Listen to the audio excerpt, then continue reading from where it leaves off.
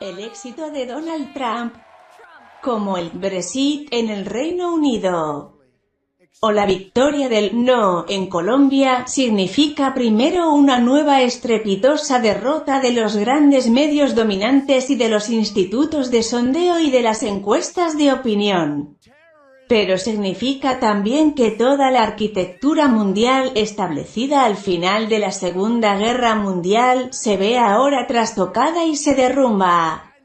Los naipes de la geopolítica se van a barajar de nuevo. Otra partida empieza. Entramos en una era nueva cuyo rasgo determinante es lo desconocido. Ahora todo puede ocurrir. ¿Cómo consiguió Trump invertir una tendencia que lo daba perdedor y lograr imponerse en la recta final de la campaña? Este personaje atípico, con sus propuestas grotescas y sus ideas sensacionalistas, ya había desbaratado hasta ahora todos los pronósticos. Frente a pesos pesados como Jeb Bush, Marco Rubio o Ted Cruz, que contaban además con el resuelto apoyo del establishment republicano. Muy pocos lo veían imponerse en las primarias del Partido Republicano y sin embargo carbonizó a sus adversarios, reduciéndolos a cenizas. Hay que entender que desde la crisis financiera de 2008, de la que aún no hemos salido, ya nada es igual en ninguna parte. Los ciudadanos están profundamente desencantados. La propia democracia, como modelo, ha perdido credibilidad. Los sistemas políticos han sido sacudidos hasta las raíces. En Europa, por ejemplo, se han multiplicado los terremotos electorales, entre ellos el Brexit. Los grandes partidos tradicionales están en crisis. Y en todas partes percibimos subidas de formaciones de extrema derecha, en Francia, en Austria y en los países nórdicos, o de partidos antisistema y anticorrupción, Italia, España. El paisaje político aparece radicalmente transformado. Ese fenómeno ha llegado a Estados Unidos, un país que ya conoció, en 2010, una ola populista devastadora, encarnada entonces por el Tea Party.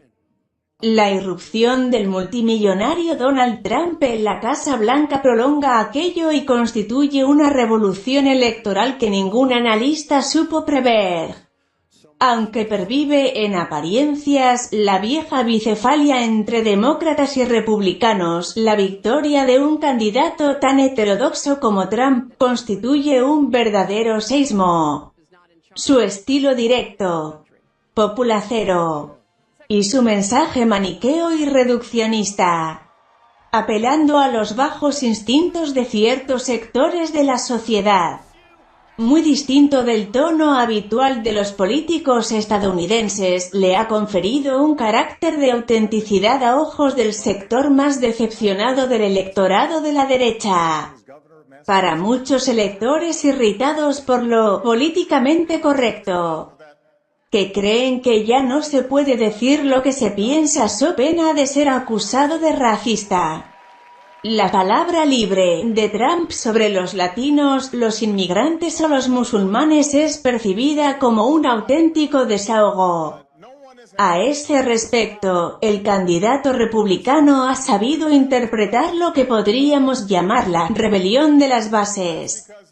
Mejor que nadie, percibió la fractura cada vez más amplia entre las élites políticas, económicas, intelectuales y mediáticas por una parte, y la base del electorado conservador por la otra. Su discurso violentamente anti-Washington y anti-Wall Street sedujo, en particular, a los electores blancos poco cultos y empobrecidos por los efectos de la globalización económica. Hay que precisar que el mensaje de Trump no es semejante al de un partido neofascista europeo. No es un ultraderechista convencional. Él mismo se define como un conservador con sentido común, y su posición, en el abanico de la política, se situaría más exactamente a la derecha de la derecha. Empresario multimillonario y estrella archipopular de la telerrealidad, Trump no es un antisistema, ni obviamente un revolucionario. No censura el modelo político en sí, sino a los políticos que lo han estado piloteando. Su discurso es emocional y espontáneo. Apela a los instintos, a las tripas, no a lo cerebral, ni a la razón.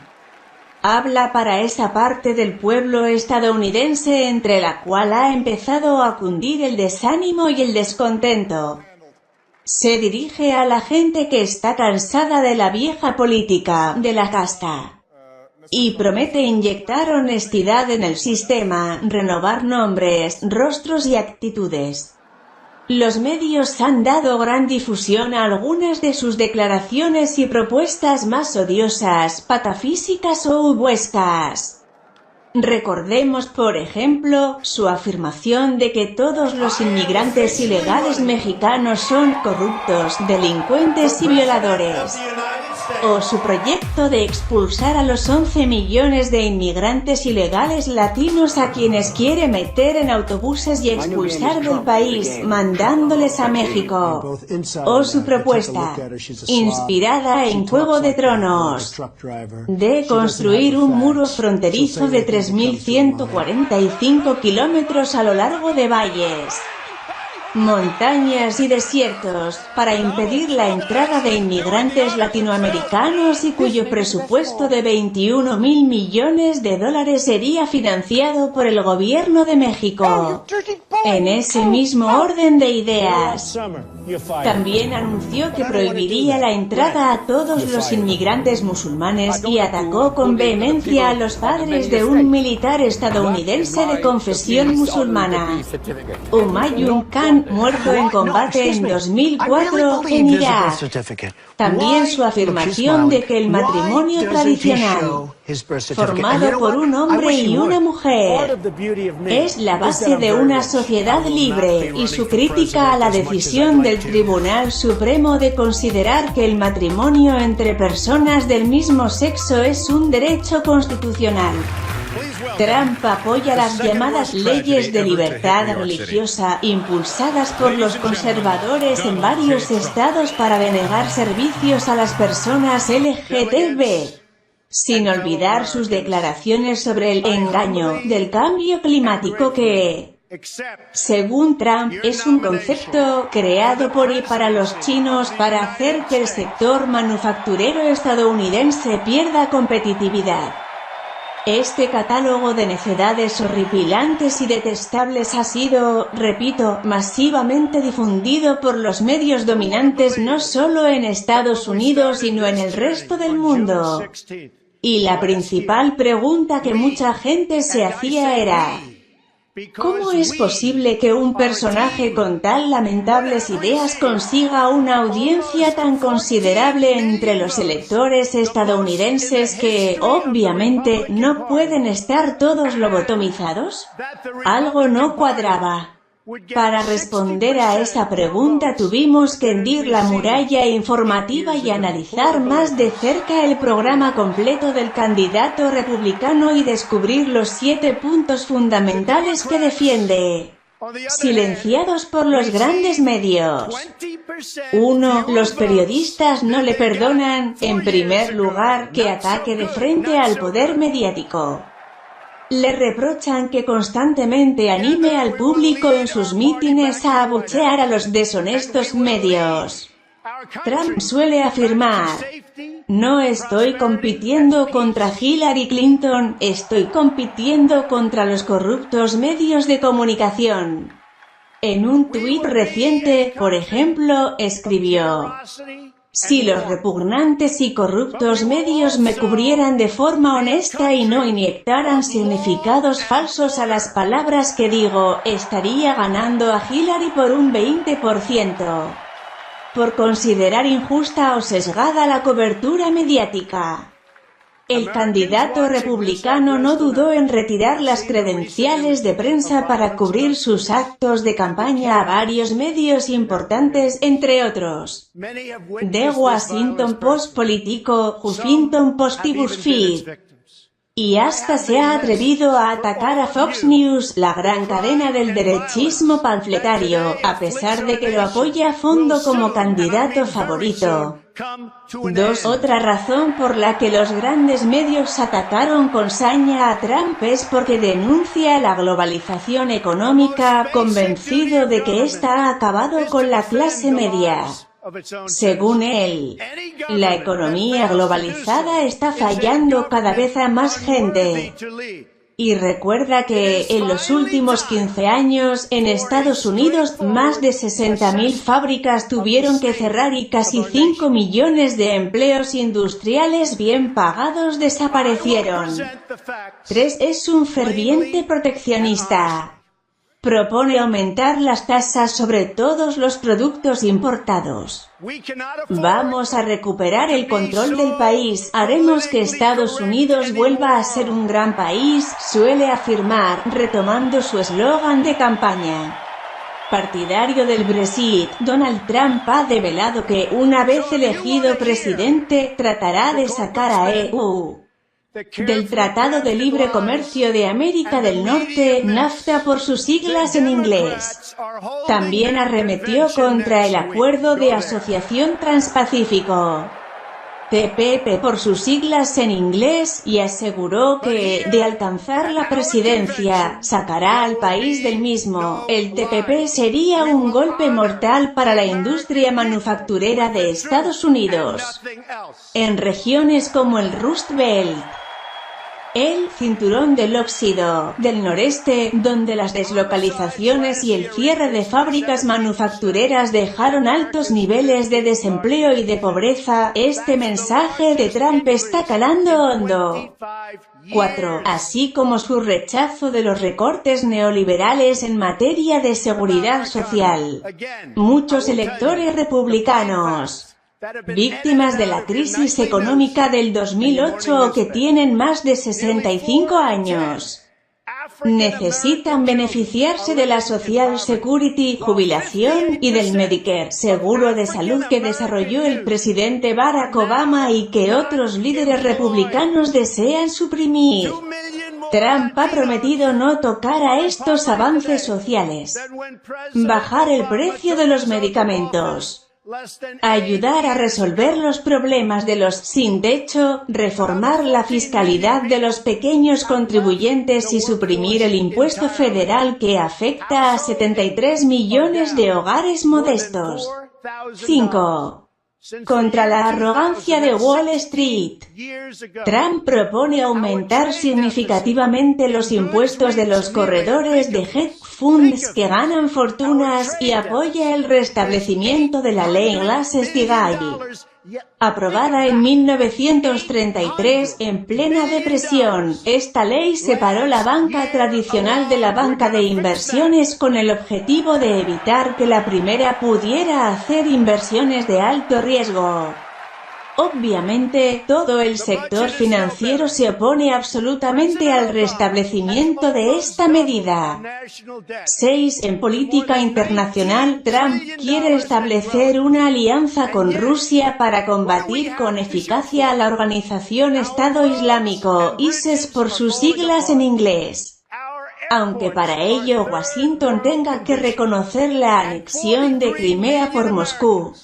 7. Trump estima que con su enorme deuda soberana, los Estados Unidos ya no disponen de los recursos necesarios para conducir una política extranjera intervencionista indiscriminada. Ya no pueden imponer la paz a cualquier precio. En contradicción con varios caciques de su partido, y como consecuencia lógica del final de la Guerra Fría, quiere cambiar la OTAN. No habrá nunca más garantía de una protección automática de los Estados Unidos para los países de la OTAN. Todas estas propuestas no invalidan en absoluto las inaceptables.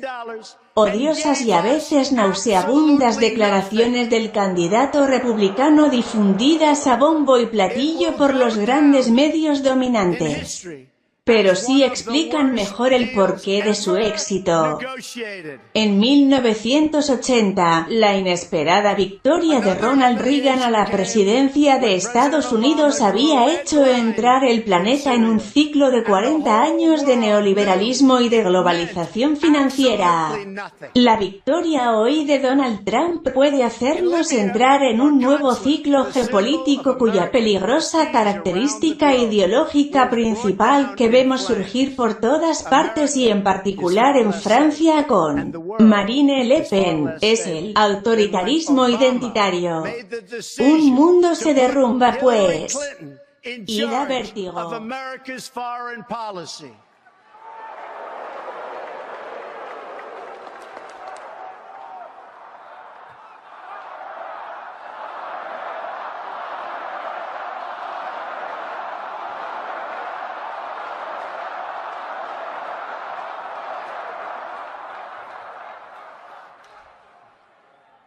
Let's defeat her in November.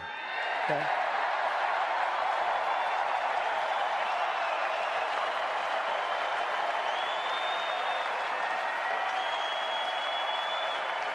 Let's review the record.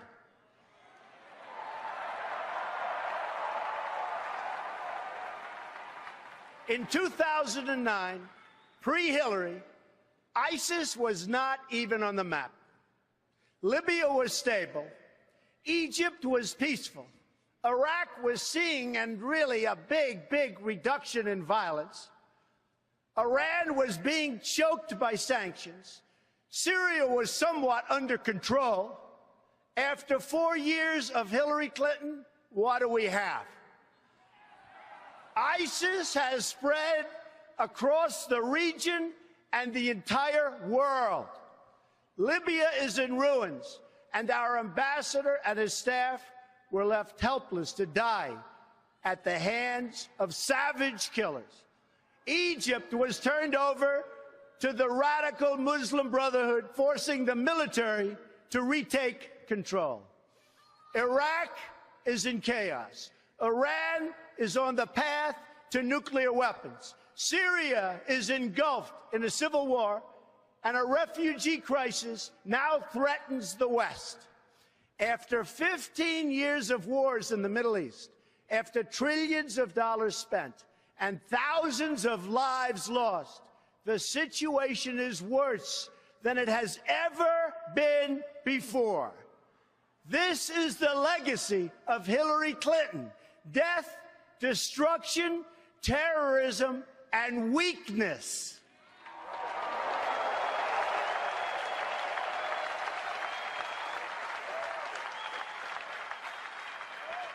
But Hillary Clinton's legacy does not have to be America's legacy.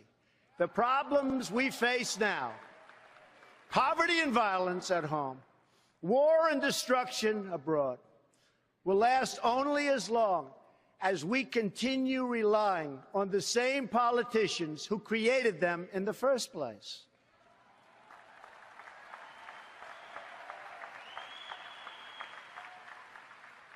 A change in leadership is required to produce a change in outcomes.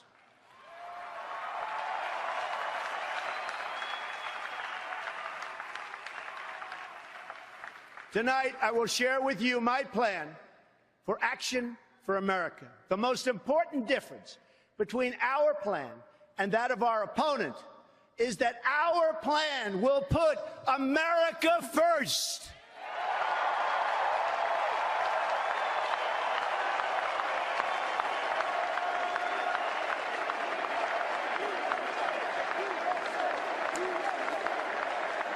Americanism, not globalism, will be our credo as long as we are led by politicians who will not put America first. Then we can be assured that other nations will not treat America with respect, the respect that we deserve.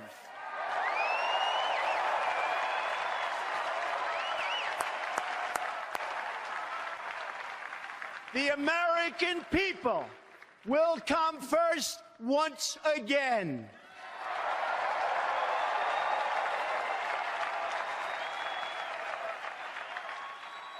My plan will begin with safety at home, which means safe neighborhoods, secure borders, and protection from terrorism. There can be no prosperity without law and order.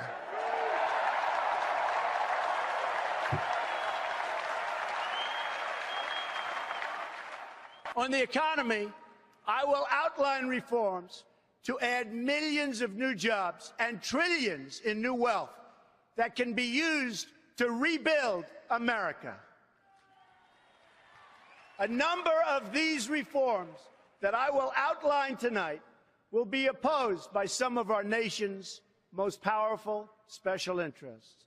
That's because these interests have rigged our political and economic system for their exclusive benefit. Believe me, it's for their benefit.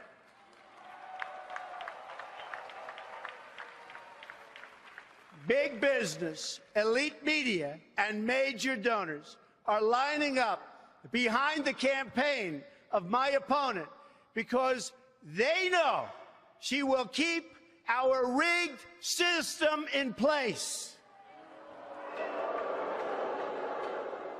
They are throwing money at her because they have total control over every single thing she does. She is their puppet, and they pull the strings.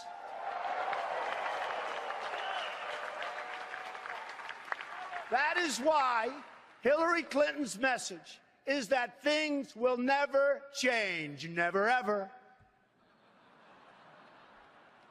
My message is that things have to change, and they have to change right now.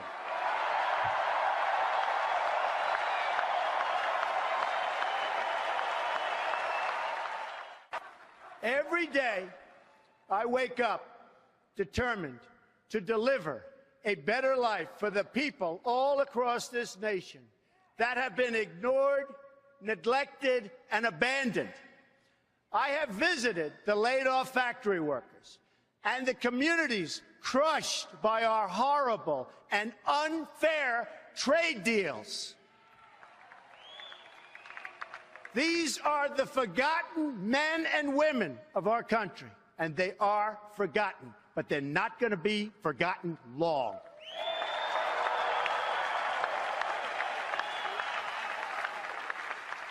These are people who work hard, but no longer have a voice. I am your voice.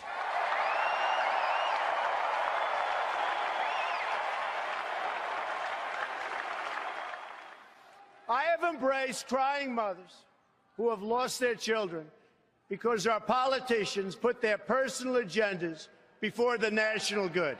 I have no patience for injustice, no tolerance for government incompetence, of which there is so much, no sympathy for leaders who fail their citizens.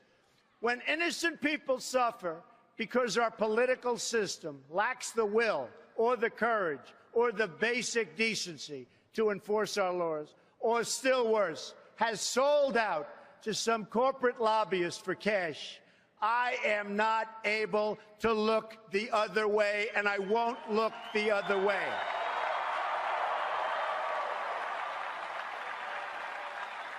And when a Secretary of State illegally stores her emails on a private server, deletes 33,000 of them so the authorities can't see her crime, puts our country at risk, lies about it in every different form, and faces no consequence, I know that corruption has reached a level like never, ever before in our country.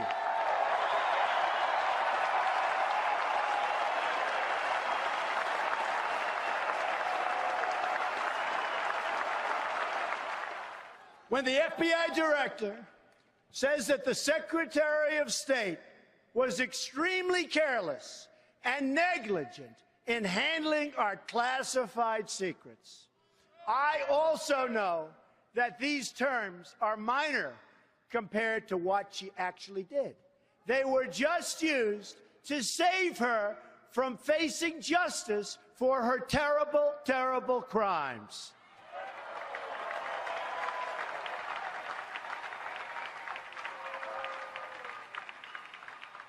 In fact, her single greatest accomplishment may be committing such egregious crime and getting away with it, especially when others who have done far less have paid so dearly.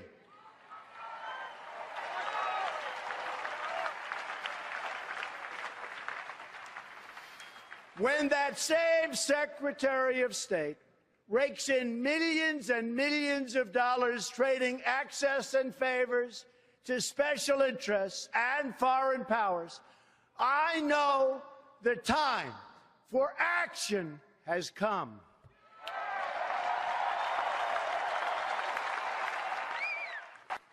I have joined the political arena so that the powerful can no longer beat up on people who cannot defend themselves.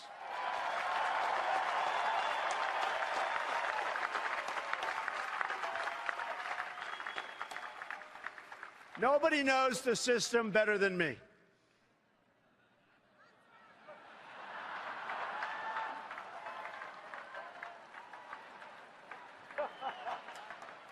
Which is why I alone can fix it.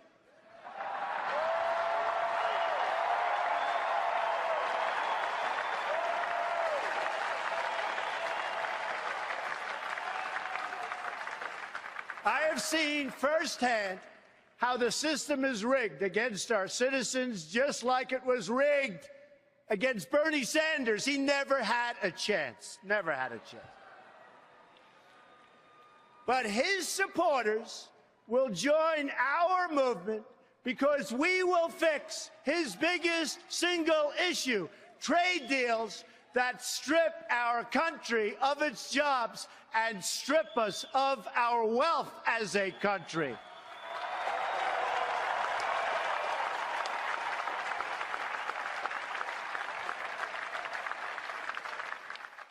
In this cause, I am proud to have at my side the next Vice President of the United States, Governor Mike Pence of Indiana.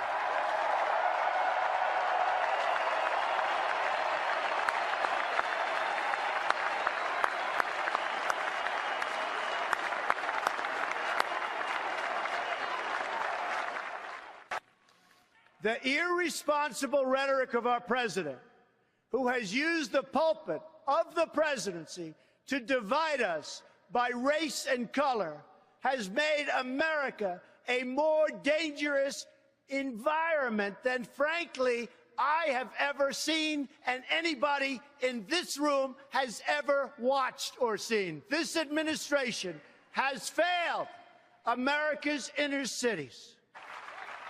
It's failed them on education. It's failed them on jobs.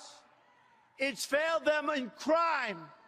It's failed them in every way and on every single level. When I am president, I will work to ensure that all of our kids are treated equally and protected equally. To make life safe for all of our citizens, we must also address the growing threats we face from outside the country. We are going to defeat the barbarians of ISIS, and we're going to defeat them fast.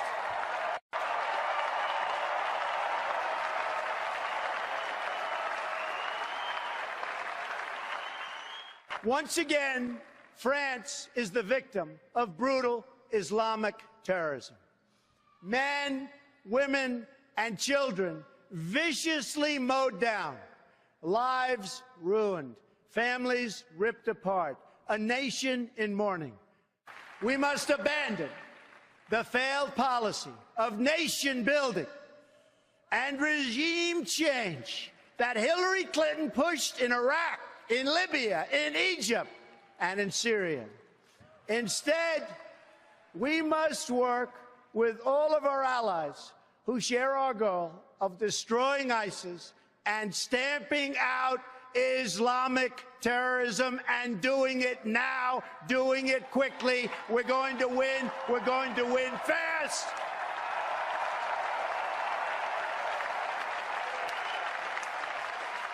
My opponent has called for a radical 550% increase in Syrian. Think of this. Think of this. This is not believable, but this is what's happening. A 550% increase in Syrian refugees on top of the existing massive refugee flows coming into our country already under the leadership of President Obama.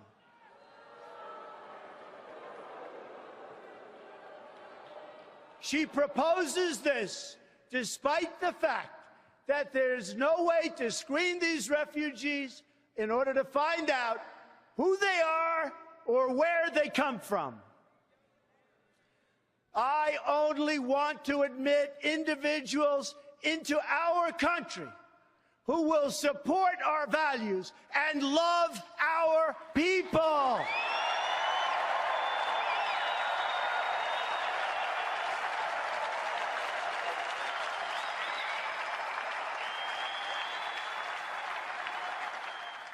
We are going to build a great border wall to stop illegal immigration, to stop the gangs and the violence, and to stop the drugs from pouring into our communities.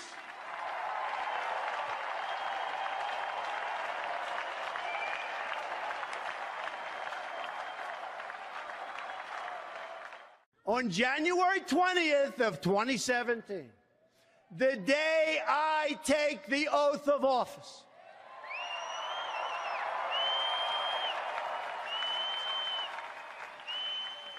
Americans will finally wake up in a country where the laws of the United States are enforced. My plan is the exact opposite of the radical and dangerous immigration policy of Hillary Clinton. Americans want relief from uncontrolled immigration, which is what we have now. Communities want relief, yet Hillary Clinton is proposing mass amnesty, mass immigration, and mass lawlessness. Her plan will overwhelm your schools and hospitals, further reduce your jobs and wages, and make it harder for recent immigrants to escape the tremendous cycle of poverty that they're going through right now, and make it almost impossible for them to join the middle class. I have a different vision for our workers. It begins with a new fair trade policy that protects our jobs and stands up to countries that cheat, of which there are many.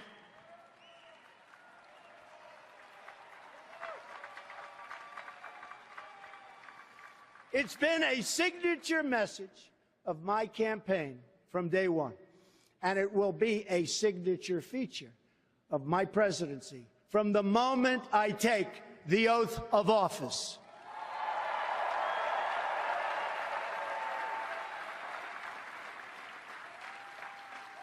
I have made billions of dollars in business-making deals. Now I'm going to make our country rich again.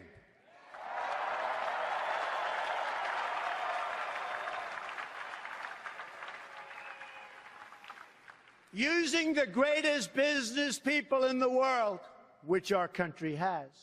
I am going to turn our bad trade agreements into great trade agreements.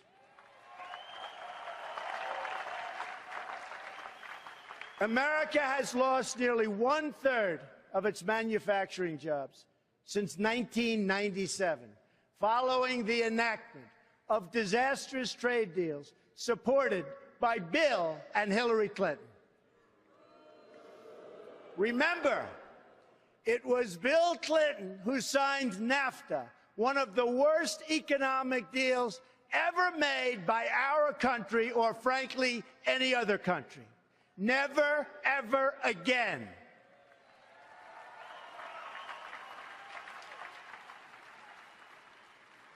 I am going to bring back our jobs to Ohio and Pennsylvania and New York and Michigan and all of America.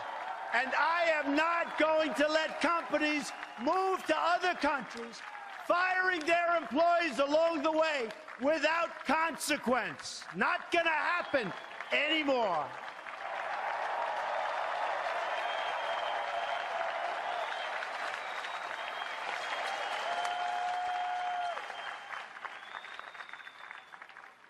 My opponent, on the other hand, has supported virtually every trade agreement that has been destroying our middle class. She supported NAFTA, and she supported China's entrance into the World Trade Organization, another one of her husband's colossal mistakes and disasters. She supported the job-killing trade deal with South Korea. She supported the Trans-Pacific Partnership, which will not only destroy our manufacturing, but it will make America subject to the rulings of foreign governments, and it's not going to happen.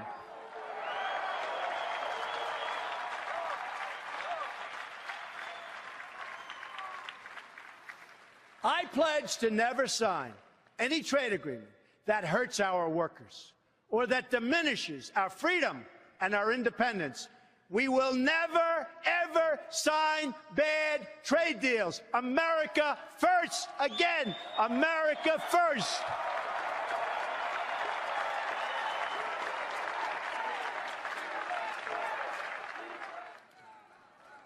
Instead, I will make individual deals with individual countries. No longer will we enter into these massive transactions with many countries that are thousands of pages long and which no one from our country even reads or understands. Our country is going to start building and making things again.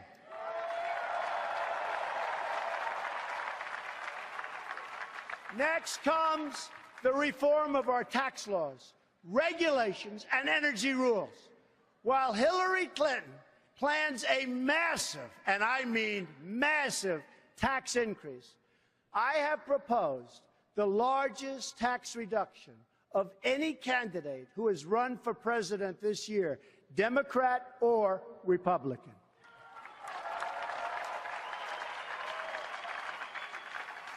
Middle-income Americans and businesses will experience profound relief, and taxes will be greatly simplified for everyone. I mean everyone. America is one of the highest taxed nations in the world. Reducing taxes will cause new companies and new jobs to come roaring back into our country. Believe me, it'll happen, and it'll happen fast.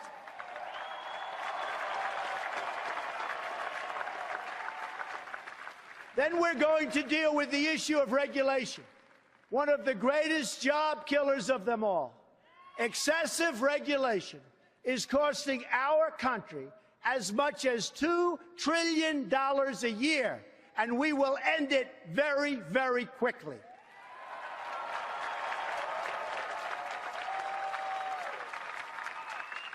We are going to lift the restrictions on the production of American energy.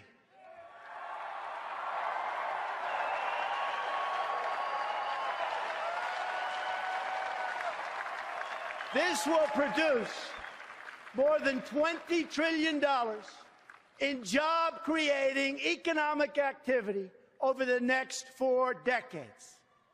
My opponent, on the other hand, wants to put the great miners and the great steelworkers of our country out of work and out of business. That will never happen with Donald J. Trump as president. Our steelworkers and our miners are going back to work again.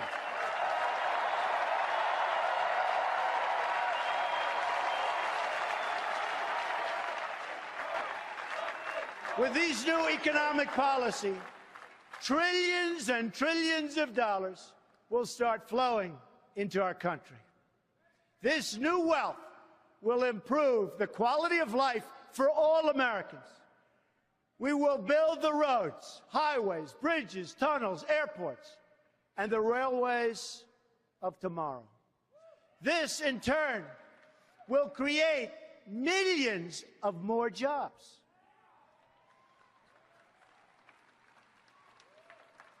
We will rescue kids from failing schools by helping their parents send them to a safe school of their choice.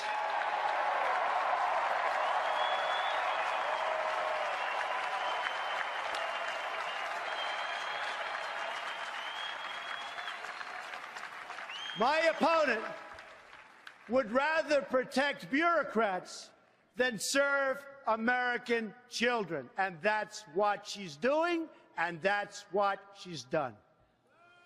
We will repeal and replace disastrous Obamacare.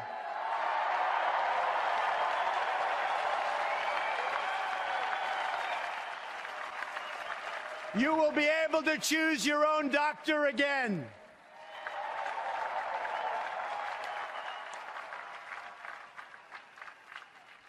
And we will fix TSA at the airports, which is a total disaster.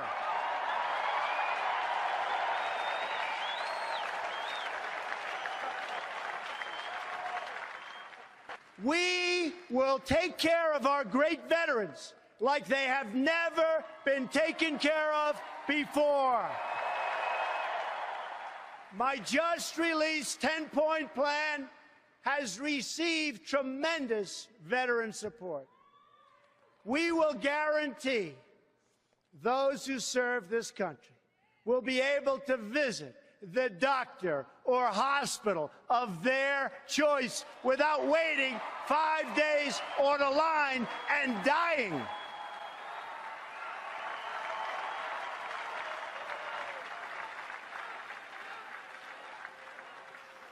My opponent dismissed the VA scandal. One more sign of how out of touch she really is. We are going to ask every department head in government to provide a list of wasteful spending on projects that we can eliminate in my first 100 days.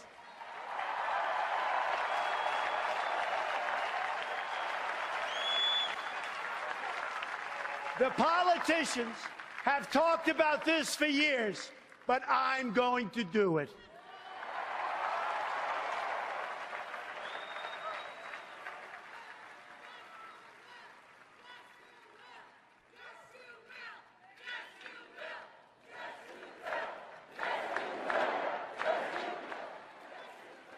We are going to appoint justices of the United States Supreme Court who will uphold our laws and our Constitution.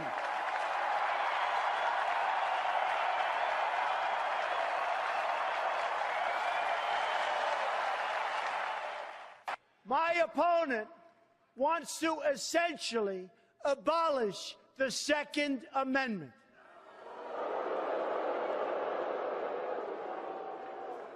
I, on the other hand, received the early and strong endorsement of the National Rifle Association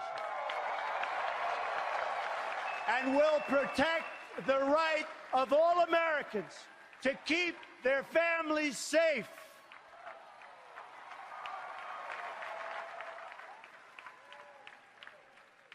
At this moment, I would like to thank the evangelical and religious community, because I'll tell you what, the support that they've given me, and I'm not sure I totally deserve it, has been so amazing and has had such a big reason for me being here tonight.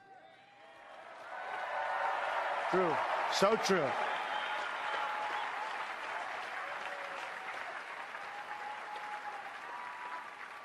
They have much to contribute to our politics, yet our laws prevent you from speaking your minds from your own pulpits. An amendment pushed by Lyndon Johnson many years ago threatens religious institutions with a loss of their tax-exempt status if they openly advocate their political views. Their voice has been taken away. I am going to work very hard to repeal that language and to protect free speech for all Americans.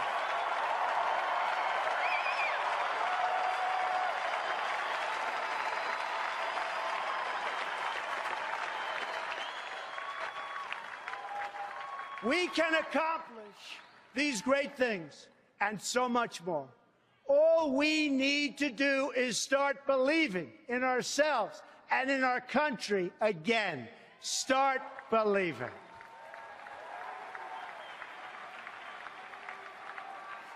It is time to show the whole world that America is back, bigger and better and stronger than ever before.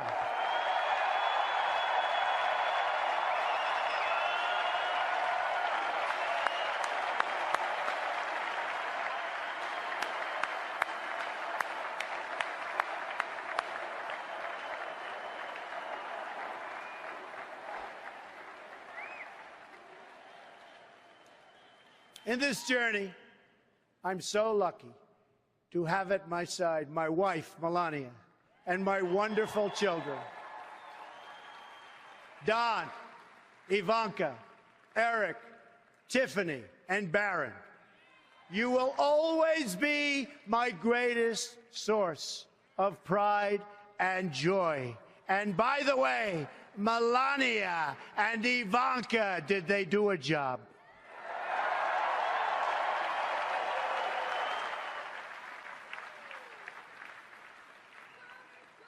My dad, Fred Trump, was the smartest and hardest working man I ever knew. It's because of him that I learned from my youngest age to respect the dignity of work and the dignity of working people.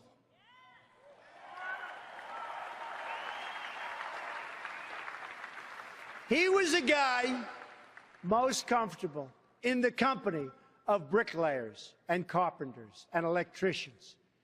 And I have a lot of that in me also. I love those people.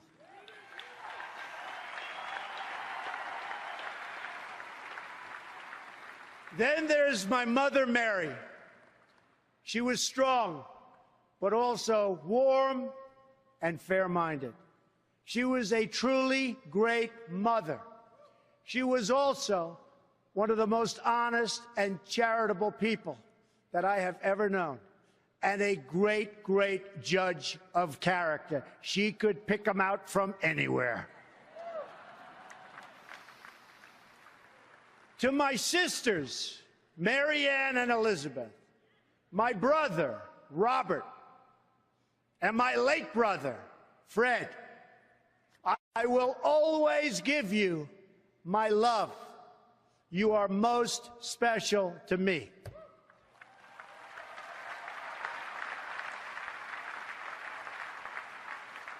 I have had a truly great life in business.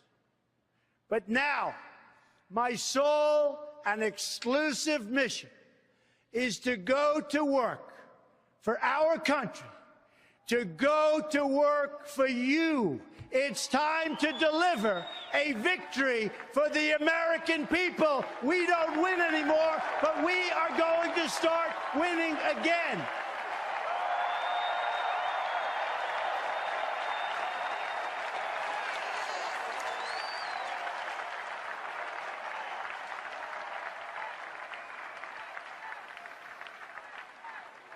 But to do that, we must break free from the petty politics of the past.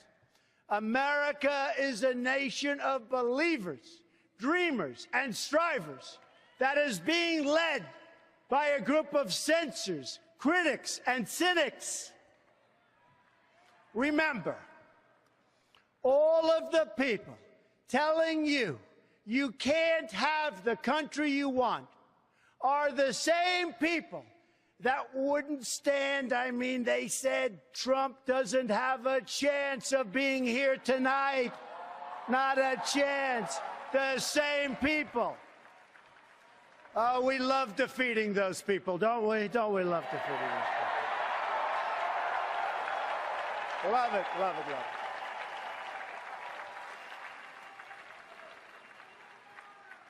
No longer can we rely on those same people in the media and politics who will say anything to keep our rigged system in place. Instead, we must choose to believe in America. History is watching us now. We don't have much time, but history is watching. It's waiting to see if we will rise to the occasion. And if we will show the whole world that America is still free and independent and strong.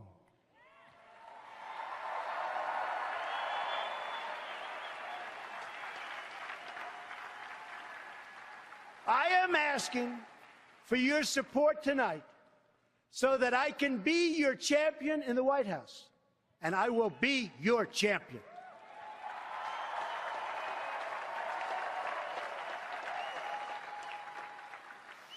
My opponent asks her supporters to recite a 3-word loyalty pledge. It reads, I'm with her. I choose to recite a different pledge. My pledge reads, I'm with you, the American people.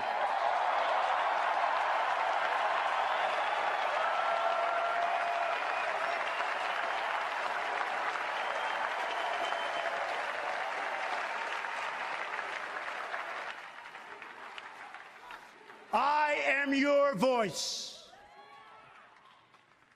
So to every parent who dreams for their child, and every child who dreams for their future, I say these words to you tonight. I am with you, I will fight for you, and I will win for you.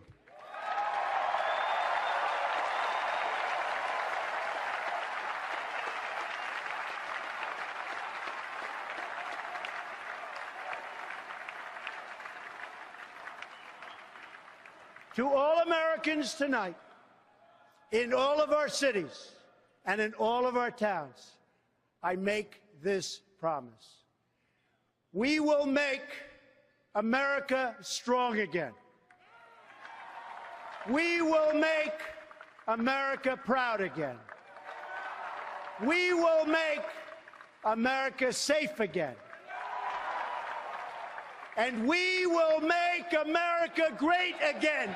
God bless you and good night. I love you.